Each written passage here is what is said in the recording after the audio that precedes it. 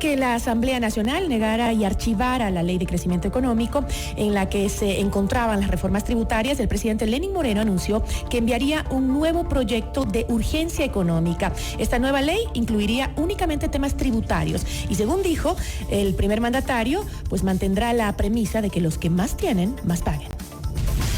La entrevista a la carta, en diálogo directo con los protagonistas de los hechos. 13:18. Está ya con nosotros para analizar este tema el Marisol Andrade. Ella es directora del Servicio de Rentas Internas. Economista, ¿cómo está? Muy buenas tardes. Buenas tardes, Gisela. Siempre un gusto poder compartir con usted este espacio y podernos dirigir a la ciudadanía en diferentes temas, y hoy pues un tema tributario que es de interés de la ciudadanía. Así es. Quería comenzar con usted. Justamente el vicepresidente Otto Sonnenholzner anticipó que en esta nueva propuesta el gobierno insistirá en, dijo textualmente, impuestos que creemos que son necesarios. ¿Cuáles son esos impuestos que el gobierno cree que son necesarios y que van a ser incluidos en esta nueva propuesta? Estimada Gisela, así como lo mencionó el día domingo el señor presidente de la República, el señor vicepresidente, pues se insistirá, y estamos ya cerca de las horas en las cuales se entregará este nuevo proyecto económico. Estaba previsto para hoy, ¿no? En donde se mencionó que serán en las próximas horas. Estamos realizando todos los ajustes necesarios, en donde lo que se insistirá, como decía el señor presidente, es primero en la premisa de la progresividad, en que quienes más ingresos tengan sean quienes más contribuyen. Eso es progresividad, eso manda la Constitución. También tendrá un enfoque esta reforma, este proyecto de ley con gran impacto tributario, insistiremos en la simplicidad. Insistiremos en que el sistema tributario ecuatoriano tiene que ser simple, que debe ser cada vez más fácil para el ciudadano, para el contribuyente cumplir con sus obligaciones, y un gran porcentaje, varios artículos del proyecto de ley que fue archivado en su momento el día domingo, pues contenía este gran componente, valga la redundancia, de la simplicidad. Insistiremos en aquello, en la simplicidad, la transparencia y la progresividad. No me quisiera adelantar a los temas que contendrán aquello, pero quienes nos escuchan, pues si leyeron responsablemente el proyecto de ley de crecimiento económico, pues tendrán en mente cuáles fueron los artículos, cuáles son los impuestos que en este nuevo momento, en esta nueva ley de económico urgente, pues se insistirá como Ejecutivo por el bien del país. Además de aquellos puntos que se va a insistir por parte del Ejecutivo, ¿se va a considerar también el incremento del IVA o no? Al momento no está considerado aquello, Gisela. Vuelvo y repito, por responsabilidad no me quiero adelantar. Sí, dejarles con ese mensaje de que este nuevo proyecto de ley económico urgente tendrá simplicidad, transparencia, progresividad.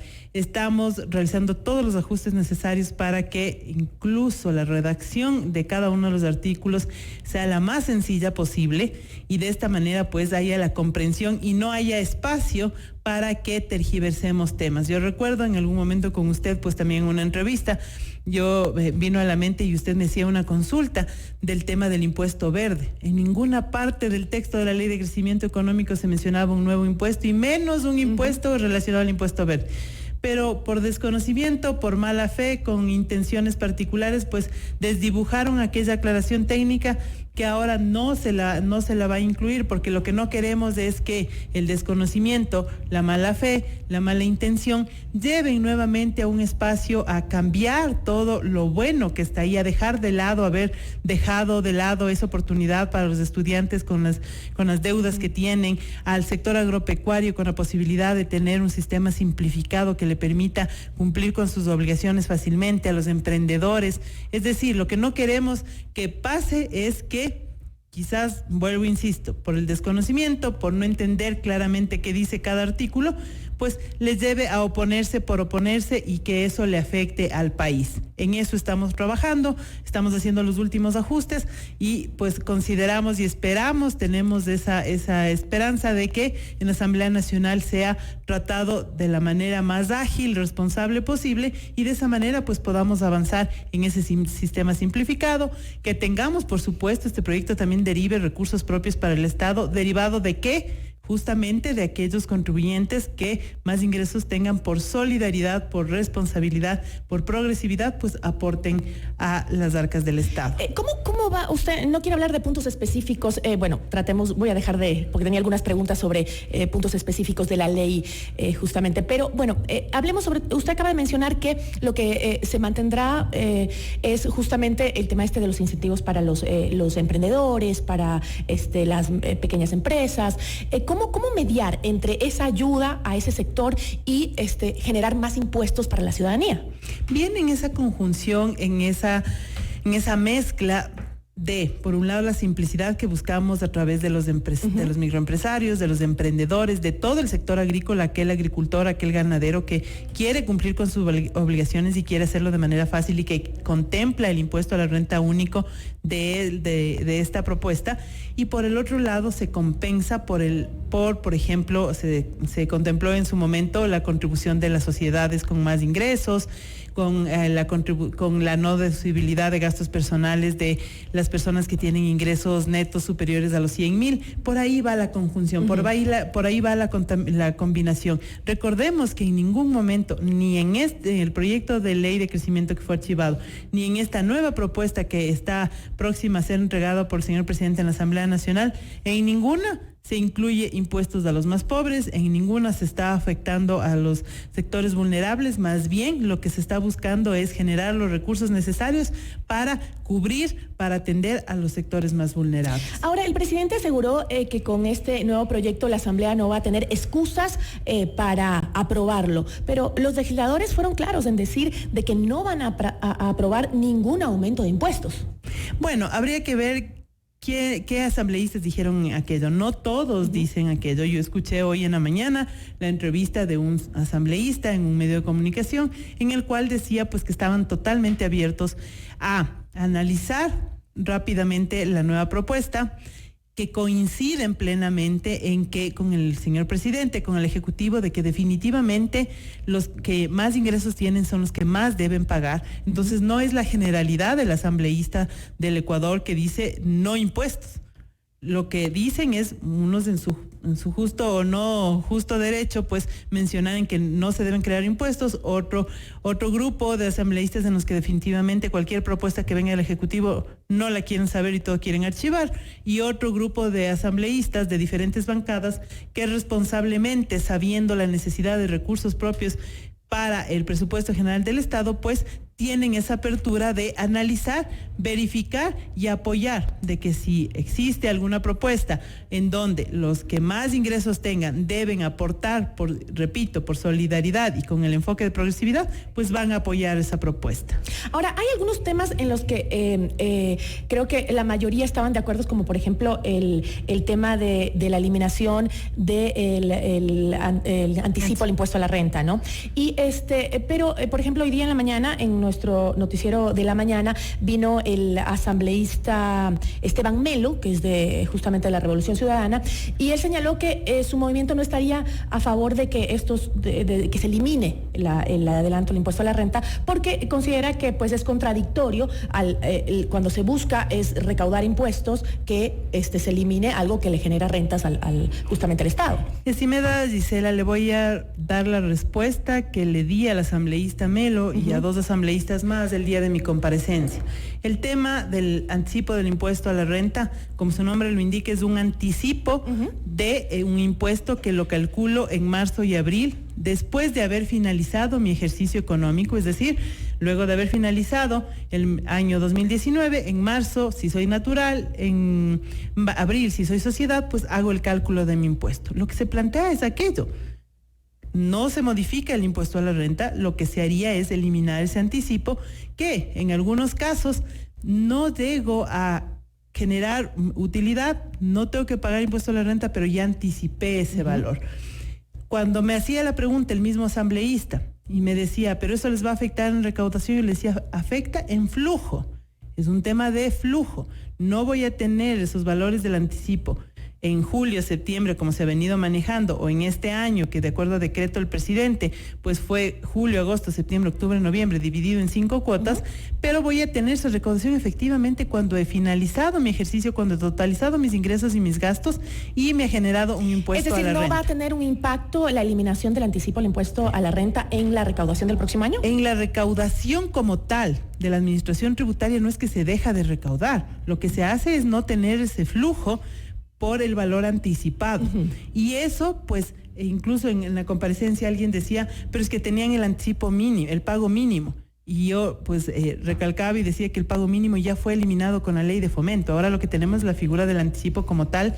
Eso se ha venido discutiendo, recordemos, y apenaba también, pues, ver que algunos actores de la economía que normalmente cada día, cada conversatorio insistían en que necesitaban flujo, en que necesitaban liquidez, que no debería haber el anticipo del impuesto a la renta, pues cuando se presentó la ley de crecimiento económico lo dejaron de lado, cuando realmente debió haber sido el primer punto positivo visto por esos actores que decían, señores, yo necesito trabajar, yo necesito contratar a trabajadores, yo necesito cambiar mi maquinaria, denme en flujo. A través de la eliminación del anticipo se lo daba. Unos reconocieron, unos pues se expresaron justamente con esa insatisfacción frente al archivo del proyecto de ley porque decían, pero ahí estaba la eliminación del anticipo, nosotros necesitamos flujo, frente a otras personas que minimizaron lo que ya se planteaba. Pero bueno, somos siempre propositivos, tenemos que caminar, tenemos una ardua labor sobre la cual avanzar, tenemos una gran responsabilidad sobre los hombros. Yo digo, y conversando, y le converso algo muy a nivel personal, junto con mi familia, pues luchamos por el país. Ese es el único objetivo que nos mueve, que el día de mañana pues dejemos ese legado de haber hecho bien las cosas, de haber sido totalmente transparentes y de tratar y alcanzar los cambios que se necesitan. Hablar de simplicidad. ¿Quién me puede decir yo no quiero simplicidad? ¿Quién está en contra?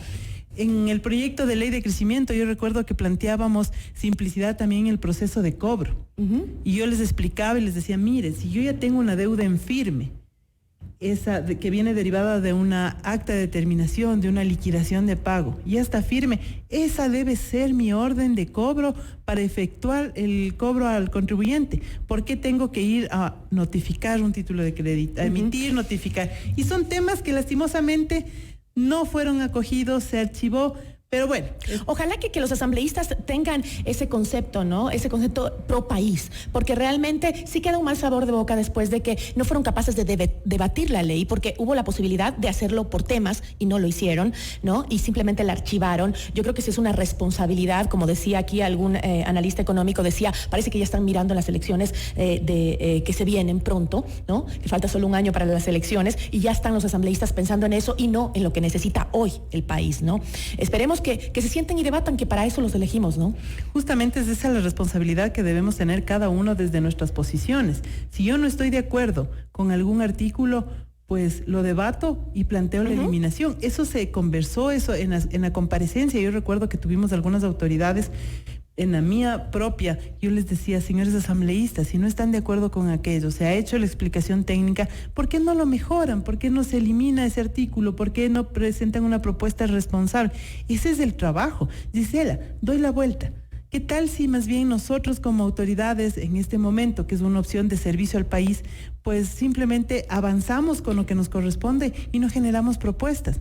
No sería responsable. Y le dejan el problema al gobierno que venga después. Así es, pero eso no somos nosotros. Nosotros somos responsables y estamos buscando generar los cambios que se necesita y que nos demanda el ecuatoriano ahora. Ahora, economista, otra de las más grandes negativas fue justamente que nunca, decían los asambleístas, que nunca existió un estimado real acerca de cuánto se recaudaría por la ley económica, que no había algo específico. ¿Por qué el SRI no puede estimar cuánto se va a recaudar con el incremento de estos impuestos? ¿Por qué no tenían una cifra clara? Estimada Gisela, en el proyecto de ley que fue entregado en la Asamblea Nacional, si revisamos todo el documento, hay una parte al inicio en donde el Ministerio de Economía y Finanzas hace un informe respecto al informe de impacto fiscal que nosotros calculamos y estaba establecido... ¿Y por qué los asambleístas decían que no había una cifra exacta, que ellos querían una cifra exacta y que no la había? Estimada Gisela, si es que nos vamos al criterio de cada uno de los señores asambleístas, pues sería oportuno que ellos nos den razón de por qué manifestaron aquello. Y yo le doy cifras. Ese proyecto de ley de crecimiento económico planteaba que para el 2020 tengamos unos ingresos de alrededor de 734 millones, una cifra superior a los 800 millones en el 2021. Ahí están las cifras. Se planteaba que la contribución especial para las sociedades nos genere 177 millones. Ahí están las cifras, ahí está el impacto fiscal. Habían algunos rubros que, por supuesto, por haber sido algún tema nuevo, no había serie histórica de recaudación y que no se podía, y por responsabilidad, pues no se incluyó esa observación. Pero de todo teníamos mapeado. Por ejemplo, el tema de servicios digitales generaba más de 20 millones, el tema del ICE a las telecomunicaciones para planes postpago en telefonía móvil, pues generaba aproximadamente 100 millones. Ese es un tema que también generó muchísima polémica, ¿no? Pero ahí están las cifras. Su pregunta fue, ¿por qué no hubieron las cifras? Las cifras estaban ahí y fueron entregadas en gestión documental en la Asamblea Nacional. Ahora, hablemos de presupuesto. ¿Cómo cerrará el SRI el año fiscal? Se tiene previsto, estimada Gisela, que el año 2019 cerremos con una recaudación bruta de aproximadamente 14.217 millones. Ese valor de 14.217 millones genera o refleja un crecimiento de aproximadamente el 3% en comparación a lo recaudado en el ejercicio 2018, sin considerar aquellos valores ocasionales como un laudo que existió el año anterior, como remisión, para tener comparables. Y yo quisiera hacer la siguiente reflexión y que la hice ayer en mi comparecencia en la Comisión de Desarrollo respecto a los ingresos proyectados tributarios. La economía, nosotros hemos visto cómo ha ido transcurriendo el presente año. Tenemos un crecimiento que no supera un dígito, no supera el 1%, y aún a pesar de aquello, la recaudación tributaria sí tiene un crecimiento alrededor del 3%. ¿Y de dónde viene eso? Eso viene, por supuesto, de una mejor cultura tributaria y mejor cumplimiento oportuno al ciudadano, pero también deriva de los controles que hemos realizado a nivel del país. Entre enero y octubre, los controles efectuados a través de liquidaciones de pago, de órdenes de determinación, de acciones persuasivas, nos ha permitido gestionar un monto, generar una deuda y generar también un valor ya pagado por parte de los contribuyentes de 884 millones de dólares, un valor importantísimo, Gisela, en momentos en los que el país lo necesita. Y por el lado de cobro, nuestras acciones ejecutadas a través de visitas, mensajes, juicios coactivos, ejecución de medidas cautelares, prohibición de salida del país, embargo, secuestro de vehículos. Aquello nos ha permitido asimismo en estos 10 meses de enero, octubre de 2019 recuperar más de 650 millones de dólares de nuestra cartera. El trabajo no es fácil, el trabajo es muy complicado. Diariamente nos enfrentamos a mafias, a contribuyentes que simplemente no han querido cancelar lo que les correspondía. Hemos sido apegados a la norma, muy firmes en recuperar aquellos valores que a quien beneficia, por supuesto, a todo el Ecuador. Economista, ¿cómo afecta la negativa de la Asamblea justamente a la Proforma 2020? Estimada Gisela, en la Proforma del año 2020 no estaba considerada los 700 millones aproximadamente que se tenía previsto de la Ley de Crecimiento. ¿Por qué? Muy responsablemente, pues no se la incluyó. Hay un artículo, si no me equivoco, el artículo 70 del reglamento del COPAFIP, en donde menciona que para la estimación, por ejemplo, la estimación tributaria, se debe contar únicamente con la normativa vigente. Mal podríamos haber incluido en esa recaudación los 700 millones. ¿Qué sucederá luego de que sea enviado este nuevo proyecto económico urgente? De ser aprobado, esperamos que así sea, pues esos recursos que se generen el próximo año que no estén en la proforma, lo que contribuirá, por supuesto, es para atender a los sectores vulnerables y a bajar el déficit fiscal que actualmente tenemos. Muchísimas gracias. Agradecemos a Marisol Andrade, directora del Servicio de Rentas Internas, por acompañarnos en esta tarde. A usted, Gisela, una buena tarde para todos. Esto es Notimundo a la Carta, siempre bien informados.